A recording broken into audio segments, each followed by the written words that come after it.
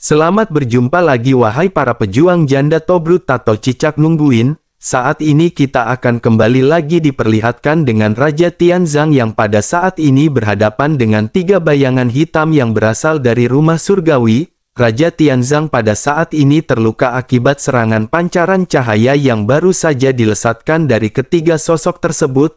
Lalu ketiganya pada saat-saat ini segera tertawa dan meledek Raja Tianzang. Salah seorang di antara mereka berkata, sekarang tampaknya kemampuan dari Raja Tianzang benar-benar sangat lemah. Sepertinya Raja Tianzang tidak dapat memblokir pancaran pemusnahan dari rumah surgawi. Setelah selesai berbicara, ketiga sosok bayangan hitam pada saat ini segera kembali menyerang ke arah Raja Tianzang. Raja Tianzang pada saat ini menggertakkan giginya dan bergegas melesat dan tidak menunjukkan rasa takut sedikit pun.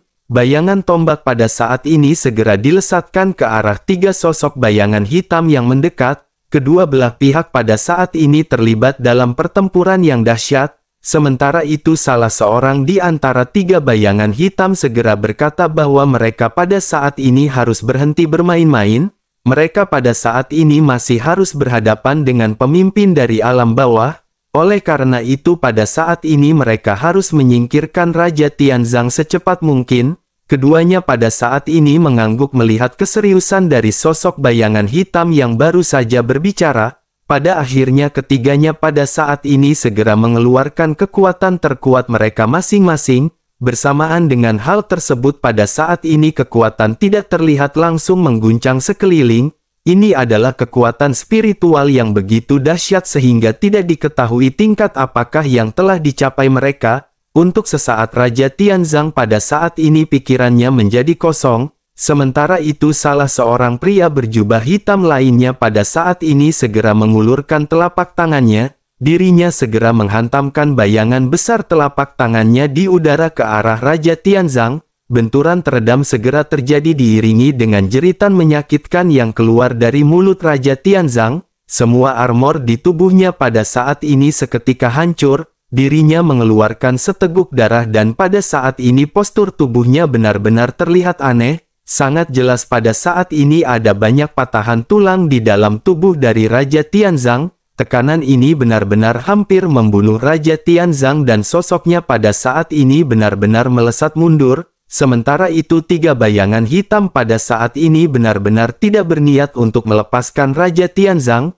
Salah seorang di antara mereka segera memerintahkan yang lainnya untuk segera membunuh Raja Tianzang. Pada akhirnya ketiga sosok tersebut segera menjadi bayangan dan sekali lagi meraih ke arah Raja Tianzang. Raja Tianzang pada saat ini hanya bisa pasrah melihat ketiga sosok bayangan yang pada saat ini menjadi semakin mendekat. Tepat ketika ketiganya pada saat ini hendak menyentuh Raja Tianzang, serangan yang dilesatkan oleh ketiganya pada saat ini langsung hancur dan sesosok wanita cantik berjubah merah bergambar naga segera memeluk Raja Tianzang. Raja Tianzang pun seketika menoleh dan dirinya segera mengeluarkan seluruh kekuatannya untuk membuka mulutnya. Raja Tianzang dengan terbata-bata meminta maaf kepada sosok yang mulia dan lanjut menjelaskan bahwa Raja Tianzang telah mencoba yang terbaik. Wajah cantik yang baru saja menyelamatkan Raja Tianzang pada saat ini tersenyum. Sosoknya segera berbicara dengan lembut bahwa Raja Tianzang sudah cukup mengemban tugas dan waktunya untuk beristirahat. Tidak seorang pun yang berani menyakiti Raja Tianzang hari ini akan bisa keluar dari dunia bawah. Bahkan jika mereka berhasil dimusnahkan, dirinya yang merupakan yang mulia pada saat ini tidak akan memberikan reinkarnasi selamanya. Setelah selesai berbicara pada saat ini sosok cantik itu pun segera melepaskan jubah bergambar naganya dan segera menyelimuti Raja Tianzang. Jubah itu pun seketika langsung menghilang bersama Raja Tianzang yang pada saat ini terluka parah. Sementara itu di sisi lain ketiga pria berjubah hitam pada saat ini tanpa sadar bergumam bahwa ini adalah Ming Yue. Mereka pada saat ini benar-benar terkejut ketika melihat kecantikan yang baru saja muncul di hadapan mereka. Sementara itu di sisi lain pada saat ini seketika banyak tentara yang berbaris di belakang sosok yang mulia yang bernama Ming Yue. Menyadari semua prajuritnya pada saat ini sudah berkumpul, Ming Yue pun pada akhirnya segera berbicara dan suaranya seketika bergema. dirinya pada saat ini memerintahkan para prajuritnya untuk segera menekan semua orang yang merusuh. Pada saat yang bersamaan sorakan seperti guntur pada akhirnya segera terdengar ketika para prajurit seketika melesat. Bersamaan dengan hal tersebut Ming Yue juga pada saat ini dengan lembut segera mengangkat jari putih rampingnya. Sebilah sabit setinggi manusia segera muncul di tangannya dan dirinya pada saat ini tiba-tiba segera mengayunkan sabit tersebut. Sebuah celah besar seketika terpotong dan tempat di mana bilah tersebut melesat udara di sekitar tampak terbelah. Ketiga bayangan hitam pun merasakan tekanan sebelum akhirnya mereka pada saat ini segera menghindar. Serangan ini pada akhirnya segera memotong binatang besar yang berada di belakang mereka, begitu juga dengan banyak pasukan mereka. Sementara itu di sisi lain Ming Yue pada saat ini segera berkata bahwa rumah surgawi benar-benar sangat berani. Mereka pada saat ini benar-benar tidak memiliki permasalahan dengan rumah surgawi. Namun sekarang telah banyak hal yang terjadi dan dirinya harus memberitahu mereka mengapa dunia bawah ini disebut dengan dunia bawah. Setelah selesai berbicara Ming Yue pada saat ini segera memandang ke arah pria berjubah hitam ini dengan tatapan dingin. Setelah itu sosoknya perlahan melangkah ke depan dan begitu langkah pertama ini melangkah, sosok cantiknya pada saat ini benar-benar tiba-tiba menghilang. Ketiga pria berjubah hitam itu pun merasa kulit kepala mereka pada saat ini mati rasa. Segel di tangan mereka kembali berubah dengan cepat dan mereka pada saat ini saling mengingatkan agar berhati-hati. Bersamaan dengan hal tersebut pada saat ini bilah cahaya tiba-tiba muncul di hadapan mereka dan mereka pada saat ini terkejut. Bilah cahaya ini segera membombardir segel dari tiga sosok bayangan hitam. Pada saat yang bersamaan segel ketiganya pada saat ini benar-benar rusak dan sosok cantik dari Ming Yue seketika muncul lagi. Dirinya pada saat ini sudah berada di belakang tiga orang berjubah hitam. Telapak tangannya segera bergerak maju dan setelah mendekat kekuatan yang tidak terlihat dan sangat kuat segera ditunjukkan di depan mereka semua. Benturan segera terjadi dan pada saat ini tubuh ketiganya benar-benar dipelintir. Kekuatan ini benar-benar begitu kuat sehingga dapat menghancurkan ketiga orang tersebut dalam sekejap. Semua pria berjubah hitam pada saat ini benar-benar hancur dan pada akhirnya memperlihatkan wajah asli mereka. Melihat hal ini Ming Yue juga sedikit terkejut karena mata dari sosok-sosok ini berwarna abu-abu. Ming Yue pun seketika menyadari sesuatu dan bergumam bahwa memang benar sesuai dengan dugaannya. Mereka yang tidak menyerahkan jiwanya tidak bisa memasuki rumah surgawi. Mereka benar-benar menyerahkan jiwa mereka untuk menjadi anggota rumah surgawi. Tetapi yang mereka tidak ketahui adalah ketika mereka menyerahkan jiwa mereka kepada rumah surgawi, maka hanya orang-orang kuat yang berada di rumah surgawi yang akan menjadi lebih kuat.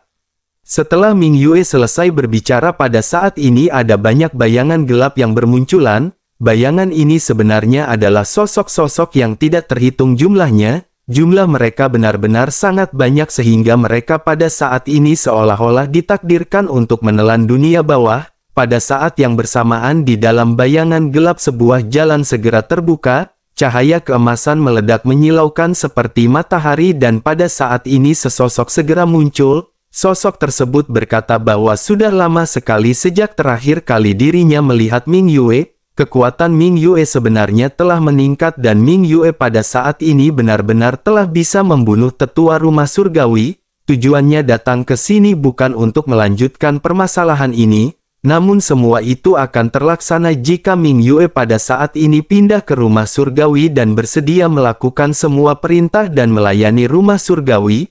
Mendengar hal tersebut Ming Yue pada saat ini menghela nafas dan berkata sepertinya orang-orang dari rumah surgawi benar-benar serius kali ini. Ming Yue pada akhirnya mengangkat kepalanya ke arah sosok tersebut berada sementara sosok dengan cahaya keemasan pada saat ini mulai lanjut berbicara. Sosok tersebut bertanya kepada Ming Yue apakah Yang Mulia Ratu pada saat ini masih mengingatnya. Ming Yue pun menatap ke arah sosok yang pada saat ini perlahan berjalan keluar dengan jubah yang elegan. Aura yang terpancar darinya juga pada saat ini memiliki tekanan yang cukup kuat. Ming pada akhirnya mengerutkan kening dan berkata kepada sosok tersebut biarkan Ming Yue pada saat ini sedikit memikirkannya. Setelah beberapa saat Ming Yue pun lanjut berkata jika dipikir-pikir dirinya sama sekali tidak mengenal sosok tersebut, tetapi setelah sosok tersebut mati Ming Yue pasti akan menghiburnya dengan baik. Setelah selesai berbicara Ming Yue pun pada saat ini segera melangkah maju. Puluhan ribu tentara dari dunia bawah juga pada saat ini tergantung di belakang Ming Yue. Sementara itu di sisi lain sosok di kejauhan pada saat ini perlahan-lahan mulai terlihat semakin jelas. Sosoknya pada saat ini mengenakan mahkota emas di kepalanya dan wajahnya terlihat halus dan putih. Matanya berwarna hitam pekat dipenuhi dengan warna yang mempesona. Sosoknya pada saat ini kembali berbicara kepada Ming Yue bahwa dirinya sudah lama sekali tidak bertemu dengan Ming Yue. Kekuatan Ming Yue telah meningkat dan amarahnya juga sepertinya sudah meningkat pesat. Namun pada saat ini kaki panjang dari Ming Yue yang sempurna benar-benar masih tidak bisa terlupakan olehnya. Setelah selesai berbicara mata dari sosok tersebut pada saat ini terpaku pada kaki panjang milik Ming Yue. Ming Yue pada akhirnya mengerutkan kening dan menatap tajam ke arah sosok yang baru saja terlihat dengan jelas. Ming Yue pada akhirnya lanjut berkata bahwa dirinya benar ingat kali ini, jika dirinya tidak salah nama dari sosok ini adalah Jia Si. Jika Ming Yue menebak dengan benar bahwa untuk memasuki rumah surgawi dirinya telah meninggalkan jiwanya dan menghancurkan tubuhnya, terlebih lagi dirinya juga pada saat itu benar-benar telah membunuh kerabatnya. Semuanya benar-benar sangat mengesankan dan melihat penampilannya pada saat ini dirinya benar-benar terlihat seperti anjing dan dirinya benar-benar berani datang ke dunia bawah untuk menimbulkan permasalahan. Mendengar hal tersebut pria bernama Jia Si pada saat ini tersenyum dan mulai berbicara perlahan. Jia Si segera berkata sungguh ini adalah sebuah berkah karena telah diingat oleh Yang Mulia Ratu. Namun pada saat ini dirinya menyarankan kepada Yang Mulia Ratu untuk tidak bertahan dengan keras. Mengapa pada saat ini dirinya tidak menyerah dan segera bergabung dengan mansion surgawi? Mendengar hal tersebut pada saat ini Ming Yue menyadari bahwa dirinya benar-benar tidak perlu banyak basa-basi dan omong kosong kepada sosok Jia Si. Pada akhirnya sosoknya kembali melangkah dan pada saat ini segera memerintahkan semua anggotanya untuk mengikutinya. Mereka pada saat ini harus membunuh semua orang yang berasal dari mansion surgawi dan tidak boleh ada yang dibiarkan untuk hidup. Begitu suara ini terdengar tentara dari dunia bawah yang tidak terhitung jumlahnya pada saat ini seketika berteriak dengan keras. Sosok dari banyak prajurit ini seketika seperti awan hitam yang melesat menuju ke arah mansion surgawi dan bergegas. Tekanan yang kuat juga pada saat ini segera terpancar dari mereka. Kekuatan dari para prajurit ini benar-benar tidak bisa diremehkan dan mereka pada saat ini benar-benar akan bertempur. Banyak ledakan pada akhirnya segera terjadi dengan pertempuran yang benar-benar dimulai. Istana surgawi juga pada saat ini mulai melakukan perlawanan terhadap pasukan dari dunia bawah. Energi yang kuat seketika meledak dan banyak korban di tengah-tengah pertempuran ini. Sementara itu di sisi lain pada saat ini mata dari Ming Yue seketika menatap pemandangan pertempuran ini dengan dingin. Pada saat yang bersamaan retakan tiba-tiba segera terbuka di langit di atas dunia bawah. Sosoknya segera mengangkat kepala dan mata indahnya pada saat ini segera menyipit. Alisnya yang ramping juga berkerut seolah-olah dirinya pada saat ini memiliki firasat yang tidak menyenangkan. Pada saat ini Ming Yue melihat sebuah tangan raksasa yang tiba-tiba terulur dari celah tersebut dan merobek langit. Dalam sekejap retakan itu berubah menjadi retakan besar dan dalam kegelapan di balik retakan tersebut, pemilik tangan raksasa pada akhirnya muncul dengan sebuah mata besar yang menatap ke bawah. Sementara itu di sisi lain pada saat ini sosok Jia Si juga melesat dan sudah muncul di hadapan Ming Yue. Sosoknya berkata kepada Ming Yue bahwa pada saat ini ada eksistensi tertinggi yang lebih kuat selain dari Dosian. Mereka adalah Dogat yang melampaui segalanya dan jika Ming Yue pada saat ini menyerah kepada mansion surgawi, maka dirinya akan menjamin bahwa alam bawah pada saat ini benar-benar tidak akan dihancurkan. Mendengar hal tersebut wajah cantik dari Ming Yue pada saat ini dipenuhi dengan rasa dingin ketika menatap ke arah Jia Si. Suhu di sekelilingnya pada saat ini seolah-olah segera turun menjadi sangat tajam. Suara samar dari Ming Yue segera terdengar ketika dirinya berkata sebaiknya Jia Si jangan terlalu dekat dengan Ming Yue. Pada saat ini Ming memutuskan untuk berhadapan dengan Jia Si terlebih dahulu sebelum menangani sosok yang baru saja muncul dari atas langit. Sosok Ming Yue pada akhirnya seketika kembali berubah menjadi bayangan dan menghilang dengan membawa sabit miliknya. Menghadapi sabit ini sebuah kipas pendek pada saat ini segera muncul di tangan Jia Si. Dengan sedikit sapuan kipas pendek yang tampak biasa itu benar-benar seketika meledak dengan kekuatan yang sangat kuat. Keduanya pada saat ini saling terjalin dengan banyak pertukaran yang terjadi.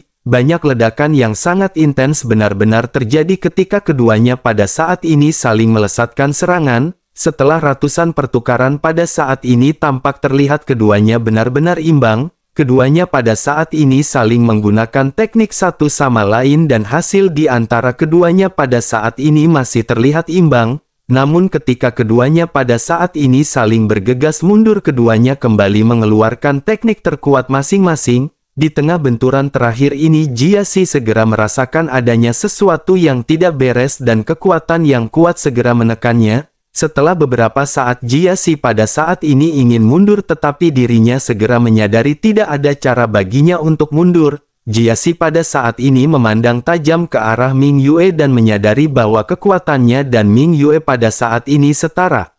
Jia Si pada saat ini benar-benar sangat bingung merasakan tekanan yang berasal dari Ming Yue. Pada akhirnya telapak tangan dari Ming Yue pada saat ini segera benar-benar menghancurkan serangan dari Jia Si. Ledakan yang sangat besar pada saat ini segera terjadi dan hampir membuat seluruh dunia bawah bergetar. Dalam sekejap ledakan dengan energi yang dipenuhi kekerasan pada saat ini seketika menyapu ke segala arah, tentara dari dunia bawah yang tidak terhitung jumlahnya begitu juga dengan orang-orang dari mansion surgawi seketika terbunuh. Sementara itu di pusat benturan pada saat ini sosok Jia Si benar-benar terkejut, dirinya tanpa sadar segera bertanya kepada Ming Yue apakah kekuatannya bukan berada di Dosian. Ming Yue pada saat ini tersenyum di wajah cantiknya dan pada saat ini sosoknya terlihat sangat menawan. Melihat mata Jia Si yang gemetar pada saat ini aura kematian dari Ming Yue perlahan menghilang. Ming Yue pada akhirnya lanjut berkata bahwa apa yang dikatakan oleh Jia Si sebelumnya memang benar. Keabadian atau Dosian bukanlah akhir dari kultivasi. Setelah selesai berbicara pada saat ini dengan sabit di tangannya yang dilesatkan, ada beberapa ketukan di udara dan beberapa jiwa pada saat ini mengembun di sekelilingnya. Ketika Jia Si melihat jiwa-jiwa ini di kejauhan dirinya sedikit gemetar dan matanya tiba-tiba berubah menjadi merah darah. Sementara itu Ming Yue pada saat ini segera bertanya kepada Jia Si apakah dirinya masih mengingat mereka. Mereka semua adalah kerabat terdekat Jia Si tetapi Jia Si menganggap mereka sebagai batu loncatan. Ini adalah orang tua istri saudara laki-laki dan saudara perempuan dari Jia Si. Mereka tidak pernah berhutang setengah sen pun kepada Jia Si tetapi Jia Si benar-benar sangat kejam kepada mereka. Mereka sangat memperhatikan Jia Si tetapi pada akhirnya demi kekuatan dan kultivasi, Jia Si benar-benar rela menjual jiwa dari orang-orang ini. Mendengar hal tersebut mata Jia Si pada saat ini benar-benar bergetar dan dirinya hanya bisa terdiam. Jia Si pada saat ini memandangi jiwa ibu, ayah, saudara lelaki serta saudara perempuannya yang berada di hadapannya. Pada saat ini mata Jia Si dipenuhi dengan penyesalan dan dirinya tiba-tiba jatuh berlutut. Jia Si tiba-tiba menangis kebingungan dan berkata agar mereka semua pada saat ini memaafkan Jia Si. Jia Si pada saat ini benar-benar sangat menyesal dan Jia Si sadar bahwa Jia Si pantas mati. Mendengar apa yang dikatakan oleh Jia Si pada saat ini sosok-sosok jiwa yang berada di hadapan Jia Si hanya terdiam. Sementara itu sosok dari Ming Yue pada saat ini tersenyum dan berkata bahwa Jia Si sekarang sudah menjadi anak yang baik. Oleh karena itu pada saat ini Ming Yue akan segera mengabulkan apa yang baru saja diinginkan oleh Jia Si. Mendengar hal tersebut Jia Si pada saat ini hanya bisa menundukkan kepalanya dengan mata yang acuh tak acuh. Setelah itu Jia Si pada akhirnya segera menangis dan mulai berbicara. Jia Si pada saat ini berkata bahwa dirinya benar-benar mengaku salah kepada mereka. Jiaxi pada saat ini berpikir bahwa pada saat ini dirinya benar-benar tidak lagi mempedulikan apa yang disebut dengan kekuatan. Melihat jiwa-jiwa ini, Jiaxi pada saat ini menyadari bahwa tujuan akhir menjadi kuat adalah bukan untuk menjadi kuat.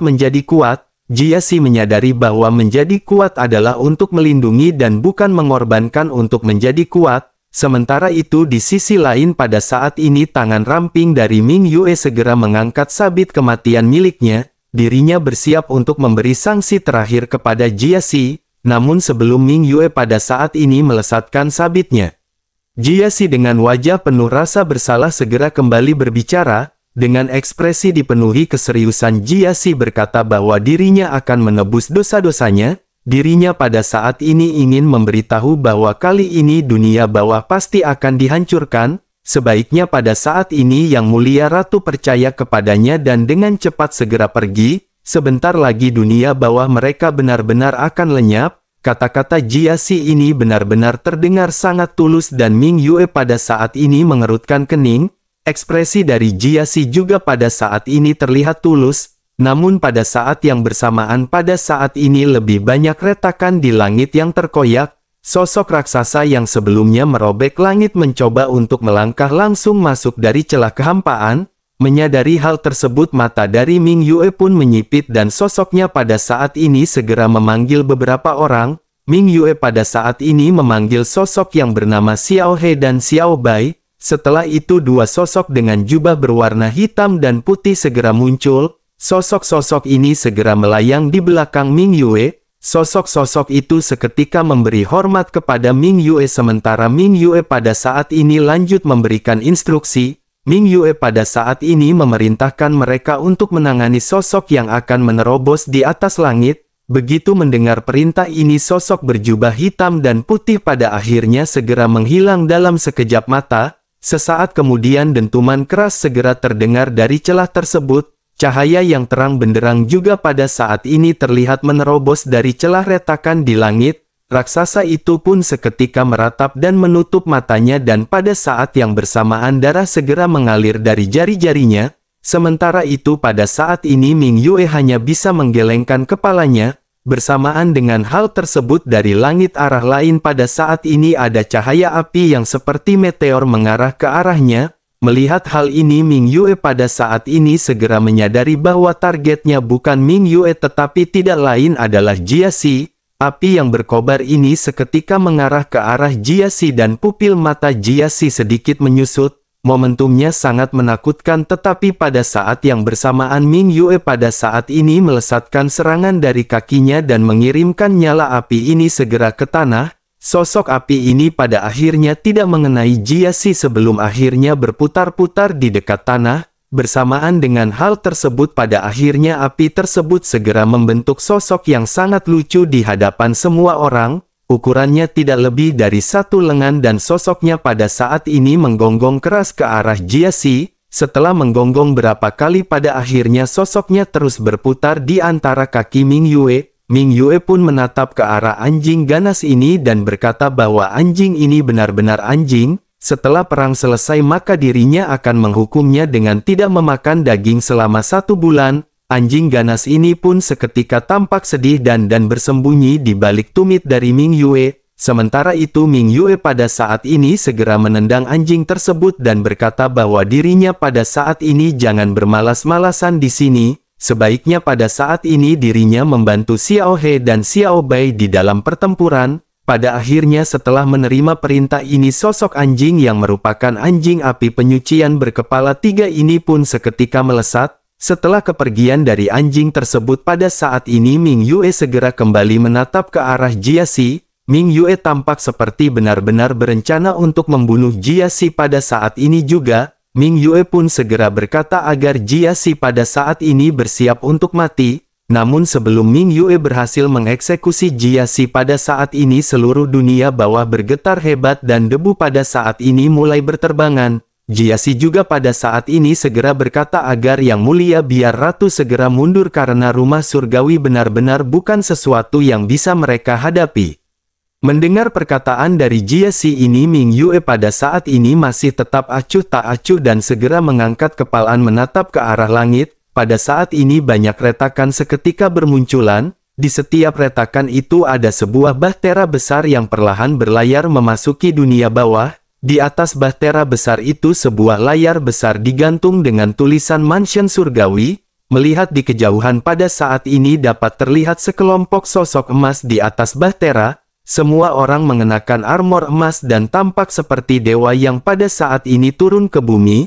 Lebih dari belasan bahtera pada saat ini segera turun dan sebuah suara agung perlahan seketika terdengar. Suara tersebut bersumber dari bahtera terbesar di antara bahtera-bahtera yang baru saja nongol. Suara tersebut berkata bahwa dunia bawah dikelola secara tidak efektif dan menyebabkan gangguan reinkarnasi. Oleh karena itu rumah surgawi akan mengambil alih dunia bawah atas namanya dan mengambil alih reinkarnasi. Semua prajurit dari Mansion Surgawi pada saat ini harus mendengarkan perintahnya. Mereka harus membunuh semua prajurit dari dunia bawah dan mereka akan merencanakan kembali tatanan keadilan. Mendengar hal tersebut, para prajurit dari Mansion Surgawi pada saat ini berteriak serempak. Sementara itu para anggota dan prajurit dari dunia bawah pada saat ini menatap ke arah langit dengan ekspresi keterkejutan. Mereka semua bisa merasakan tekanan yang kuat dan bertanya-tanya apakah ini adalah kekuatan sebenarnya dari Mansion Surgawi yang diberitakan di saluran radio kala itu saat sedang berada di warung Bude Yanti.